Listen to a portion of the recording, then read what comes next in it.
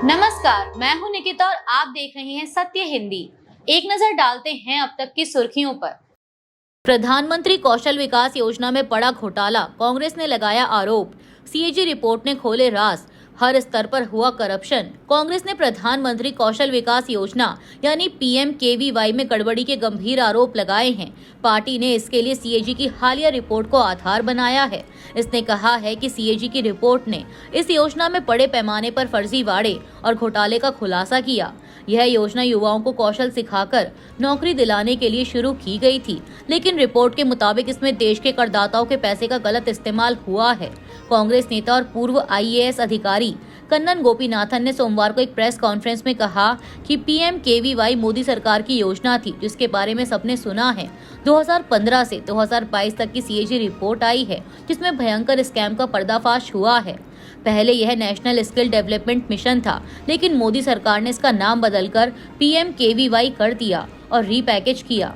गोपीनाथन ने आरोप लगाया कि पिछले 7 साल में 10,000 करोड़ रुपए ऐसे लोगों को बांटे गए हैं जिनके ना फोन नंबर हैं और ना कोई सही ईमेल एड्रेस। उन्होंने कहा कि पीएमकेवीवाई के तहत ट्रेनिंग पार्टनर्स को एनरोलमेंट, सर्टिफिकेशन और प्लेसमेंट के समय पैसा दिया जाता रहा है, लेकिन जब केरल की एक कंपनी में ऑडिट किया गया तो पता चला कि वहां लोगों को प्लेसमेंट ही नहीं हुआ है। कन्नन गोपीनाथन ने आगे कहा कि ट्रेनिंग, एनरोलमेंट, सर्टिफिकेशन और प्लेसमेंट हर स्तर पर करप्शन हुआ है।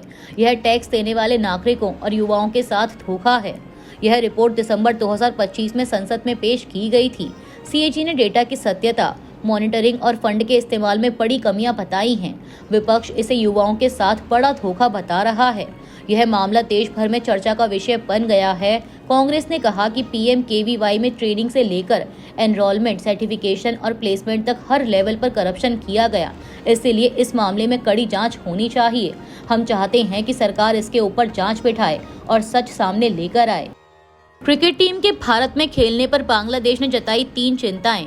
भारत बांग्लादेश संबंधों में तनाव। बांग्लादेश की अंतरिम सरकार के खेल सलाहकार आसिफ नसरुल ने कहा है कि आईसीसी की सुरक्षा टीम ने बांग्लादेश क्रिकेट टीम के T20 वर्ल्ड कप में भारत में खेलने को लेकर 3 बड़ी सुरक्षा चिंताएं जताई हैं।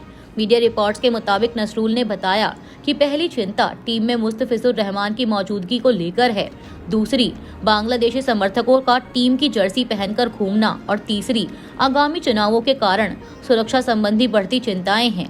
नजरुल ने कहा कि इन कारणों से बांग्लादेश क्रिकेट टीम के लिए भारत में खेलना फिलहाल सुरक्षित नहीं माना जा रहा। उन्होंने बताया कि बांग्लादेश ने आईसीसी को 2 पत्र भेजे हैं और उनकी प्रतिक्रिया का इंतजार किया जा रहा है। उल्लेखनीय है कि हाल ही में भारत और बांग्लादेश के बीच संबंध तनावपूर्ण रहे हैं और बीसीसीआई ने इस साल मुस्तफिजुर रहमान को आईपीएल में खेलने से भी रोक दिया था। करूर भगदड़ मामले में विजय से सीबीआई ने की पूछताछ। विजय ने टीवीके की भूमिका से किया इनकार। सूत्रों के मुताबिक अभिनेता और टीवीके प्रमुख विजय सोमवार को करूर भगदड़ मामले में पूछताछ के लिए सीबीआई के सामने पेश हुए। उन्होंने कहा कि ना तो उनकी पार्टी और ना ही उसके पदाधिकारी भगदड़ के लिए जिम्मेदार थे। 6 घंटे से ज्यादा चली पूछताछ में विजय ने बताया कि उन्होंने खुद कार्यक्रम स्थल छोड़ दिया क्योंकि उन्हें लगा कि उनकी मौजूदगी से अराजकता और हंगामा बढ़ सकता है। बता दें कि 27 सितंबर 2025 को तमिलनाडु के करूर में टीवीके की रैली के दौरान हुई भगदड़ में 41 लोग मारे गए थे और लगभग 60 घायल हुए थे। पुलिस ने टीवीके के कई पदाधिकारियों के खिलाफ गैर इरादतन हत्या, लापरवाही और सार्वजनिक संपत्ति क्षति के आरोपों में मामला दर्ज किया है। विजय ने पहले मृतकों के परिवारों को 20 लाख रुपए और घायलों को 2 लाख रुपए मुआवजा देने की घोषणा की थी। सीबीआई ने मामला सुप्रीम कोर्ट के निर्देश पर विशेष जांच दल को सौंपा है और पूछताछ जारी रहेगी। ट्रंप ने खुद को बताया वेनेजुएला का कार्यवाहक राष्ट्रपति। अमेरिका के राष्ट्रपति डोनाल्ड ट्रंप ने खुद को वेनेजुएला का कार्यवाहक राष्ट्रपति बताया है। ट्रंप ने ट्रुथ सोशल पर अपनी एक फोटो पोस्ट की है जिसमें उनकी तस्वीर के साथ पदनाम वेनेजुएला के कार्यवाहक राष्ट्रपति लिखा है। अमेरिका ने बीती 3 जनवरी को वेनेजुएला पर कार्रवाई करते हुए देश के राष्ट्रपति निकोलस मादुरो और उनकी पत्नी सीलिया फ्लोरेस को पकड़ लिया था। मादुरो के खिलाफ हथियार और ड्रग्स की तस्करी के आरोप में अमेरिका में मुकदमा चलाया जा रहा है। वहीं वेनेजुएला की उपराष्ट्रपति रही डेल्सी रोड्रिगेज कार्यवाहक राष्ट्रपति बनाई गई हैं। ग्रीनलैंड का टकराव अब निर्णायक मोड़ पर। ट्रंप की धमकी के बाद डेनमार्क की पीएम का बयान। डेनमार्क की प्रधानमंत्री मेटे फ्रेडरिक्सन ने कहा कि उनका देश ग्रीनलैंड के भविष्य को लेकर निर्णायक मोड़ पर खड़ा है। यह बयान अमेरिका के राष्ट्रपति ट्रंप द्वारा आर्कटिक क्षेत्र को जबरदस्ती कब्जा लेने की धमकी के बाद आया है। ग्रीनलैंड एक ऐसा द्वीप है जिसकी सुरक्षा और विदेश नीति डेनमार्क के पास है।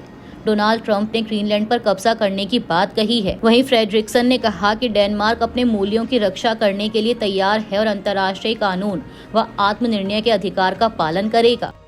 1 या 2 साल में भारत का दौरा कर सकते हैं ट्रंप। पीएम मोदी के साथ ट्रंप की दोस्ती बहुत सच्ची है। अमेरिकी राजदूत। भारत में अमेरिकी राजदूत सर्जियो गोर ने कहा है कि राष्ट्रपति डोनाल्ड ट्रंप अगले 1 या 2 साल में भारत का दौरा कर सकते हैं। उन्होंने कहा कि मैं दोनों देशों के संबंधों को नेक्स्ट लेवल पर ले जाने की कोशिश करने आया हूं। राष्ट्रपति ट्रंप के साथ जब आखिरी बार मैंने डिनर किया था तो उन्होंने भारत के अपने आखिरी दौरे को याद किया। उन्होंने भारत के पीएम के साथ अपनी अच्छी दोस्ती के बारे में भी बात की। मैं उम्मीद करता हूं कि राष्ट्रपति ट्रंप जल्द ही भारत का दौरा करेंगे, शायद अगले 1 या 2 साल में। सर्जियो गोर ने पीएम मोदी और राष्ट्रपति ट्रंप की दोस्ती के बारे में भी बात की। उन्होंने कहा कि मैंने राष्ट्रपति ट्रंप के साथ दुनिया भर की यात्रा की है। मैं दावे के साथ कह सकता हूं कि पीएम मोदी के साथ उनकी दोस्ती बहुत सच्ची है। अच्छे दोस्त असहमत हो सकते हैं, लेकिन अंत में वो अपने सारे मतभेद दूर कर लेते हैं। भारत अमेरिका ट्रेड डील पर फिर जागी उम्मीद। मंगलवार को होगी अहम वार्ता। भारत अमेरिका डील पर बड़ी उम्मीद बंधी है। इस पर मंगलवार को फिर से बात होगी। बातचीत में व्यापार से जुड़े मुद्दों पर चर्चा की जाएगी। यह जानकारी भारत में अमेरिका के नए राजदूत सर्जियो गोर ने दी। उन्होंने कहा कि दोनों देश ट्रेड डील को लेकर लगातार संपर्क में हैं, लेकिन अब तक समझौता नहीं हो सका। गौरतलब है कि ट्रेड डील न होने और अमेरिका द्वारा अगस्त में भारतीय सामानों पर टैरिफ बढ़ाकर 50% करने से रिश्तों में तनाव आया और रुपया रिकॉर्ड निचले स्तर पर पहुंच गया। इस टैरिफ में रूस से तेल खरीदने पर 25% अतिरिक्त शुल्क भी शामिल है। उन्होंने कहा कि भारत और अमेरिका सुरक्षा, ऊर्जा, तकनीक और शिक्षा जैसे क्षेत्रों में सहयोग जारी रखेंगे। गोर के बयान से बाजार को राहत मिली और निफ्टी में बढ़त देखी गई। दोनों देशों का लक्ष्य 2030 तक व्यापार बढ़ाकर $500 अरब करना है। अमेरिकी राजदूत ने साथ ही यह भी कहा कि सच्चे दोस्त असहमत हो सकते हैं, लेकिन आखिर में वे हमेशा अपने मतभेदों को सुलझा लेते हैं। मीडिया रिपोर्ट्स के मुताबिक पिछले साल नई दिल्ली और वाशिंगटन एक व्यापार समझौते के बहुत करीब थे, लेकिन कम्युनिकेशन में गड़बड़ी के कारण कोई भी संभावित समझौता टूट गया। नई पैक्स सिलिका इनिशिएटिव में भारत कब होगा शामिल? नए अमेरिकी राजदूत ने दी जानकारी। क्रिटिकल मिनरल्स की सप्लाई चेन से जुड़े अमेरिका की पैक्स सिलिका इनिशिएटिव में शामिल होने के लिए भारत को अगले महीने आमंत्रित किया जाएगा। ये घोषणा भारत में अमेरिकी राजदूत सर्जियो गोर ने की है, जिन्होंने आज सोमवार को ही ये पद संभाला है। उन्होंने बताया कि अमेरिका ने पैक्स सिलिका इनिशिएटिव को पिछले महीने लॉन्च किया था। पैक्स सिलिका अमेरिका के नेतृत्व वाली एक रणनीतिक पहल है, जिसका मकसद क्रिटिकल मिनरल्स और एनर्जी इनपुट से लेकर advanced manufacturing, semiconductor, AI development और लॉजिस्टिक्स तक एक सुरक्षित, समृद्ध और इनोवेशन पर आधारित सिलिकॉन सप्लाई चेन बनाना है। उन्होंने बताया कि पिछले महीने इस ग्रुप में जापान, दक्षिण कोरिया, यूके और इसराइल शामिल हुए हैं। आज मुझे यह घोषणा करते हुए खुशी हो रही है कि अगले महीने भारत को इस देशों के समूह में पूर्ण सदस्य के तौर पर शामिल होने के लिए आमंत्रित किया जाएगा। ममता बनर्जी के खिलाफ सुप्रीम कोर्ट पहुंची ईडी।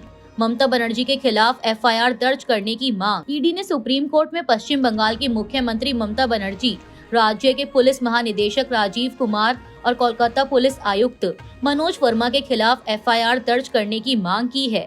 यह मांग आईपैक यानी इंडियन पॉलिटिकल एक्शन कमेटी के दफ्तर और उसके निदेशक प्रतीक जैन के आवास पर की गई छापेमारी के दौरान जांच में बाधा डालने, सबूतों से छेड़छाड़ और नष्ट करने के आरोपों पर आधारित है। एजेंसी का आरोप है कि मुख्यमंत्री ममता बनर्जी, डीजीपी राजीव कुमार और पुलिस आयुक्त मनोज वर्मा ने ईडी अधिकारियों को धमकाया, धमकी दी और जांच के दौरान महत्वपूर्ण फाइलों तथा इलेक्ट्रॉनिक सबूतों को जब्त कर लिया, जिसमें आपत्तिजनक सामग्री थी। इस घटना ने राजनीतिक विवाद को हवा दी है। विपक्ष के नेता शुवेंदु अधिकारी ने रविवार को दक्षिण कोलकाता में एक जनसभा में ममता बनर्जी, डीजीपी राजीव कुमार और पुलिस आयुक्त मनोज वर्मा की गिरफ्तारी की मांग की।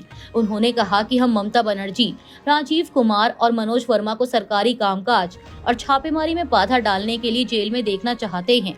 बता दें कि ईडी ने सोमवार को 2 अलग-अलग याचिकाएं लगाई हैं। हालांकि यह साफ नहीं है कि सुप्रीम कोर्ट इस मामले की सारी याचिकाओं की सुनवाई कब करेगी। ईरान के ताज़ा हालात पर हमारी नजर, विक्रम मिस्री। भारत सरकार ग्रीनलैंड के मुद्दे पर भी रख रही नजर। भारत के विदेश सचिव विक्रम मिस्री ने कहा है कि भारत ने ईरान के मौजूदा हालात पर नजर बना रखी है। उन्होंने कहा कि ईरान के ताज़ा हालात पर मैं कहना चाहूँगा कि हमारे उनके साथ बेहद करीबी संबंध रहे हैं। वहाँ के ताज़ा हालात पर हमारी नजर है। ईरान में सड़कों पर तनाव देखा जा रहा है। पाबंदियों के बावजूद हमारी एम्बेसी वहां मौजूद भारतीय स्टूडेंट्स के संपर्क में बनी हुई है। वो सब सही हैं और उन्हें किसी तरह की परेशानी का सामना नहीं करना पड़ रहा। इसके साथ ही विक्रम मिस्री ने कहा कि भारत सरकार ग्रीनलैंड के मुद्दे पर भी नजर रख रही है। मकर संक्रांति पर अपने नए ऑफिस में शिफ्ट होंगे पीएम मोदी।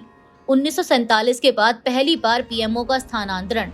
प्रधानमंत्री नरेंद्र मोदी का नया ऑफिस लगभग तैयार है और वह 14 जनवरी को मकर संक्रांति के दिन इसमें शिफ्ट होंगे। यह नया ऑफिस सेंट्रल विस्टा पुनर्विकास परियोजना के तहत बने सेवा तीर्थ परिसर में स्थित है। इस परिसर में प्रधानमंत्री कार्यालय, कैबिनेट सचिवालय और राष्ट्रीय सुरक्षा परिषद सचिवालय के लिए अलग अलग इमारतें बनाई गई हैं।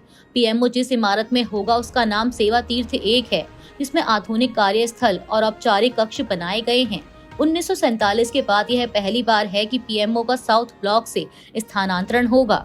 सेवा तीर्थ 2 में कैबिनेट सचिवालय पहले ही शिफ्ट हो चुका है, जबकि सेवा तीर्थ 3 में राष्ट्रीय सुरक्षा सलाहकार का कार्यालय होगा। सेवा तीर्थ परिसर 1189 करोड़ रुपए की लागत से बनाया गया है। वहीं खाली होने के बाद साउथ और नॉर्थ ब्लॉक को म्यूजियम में बदला जाएगा।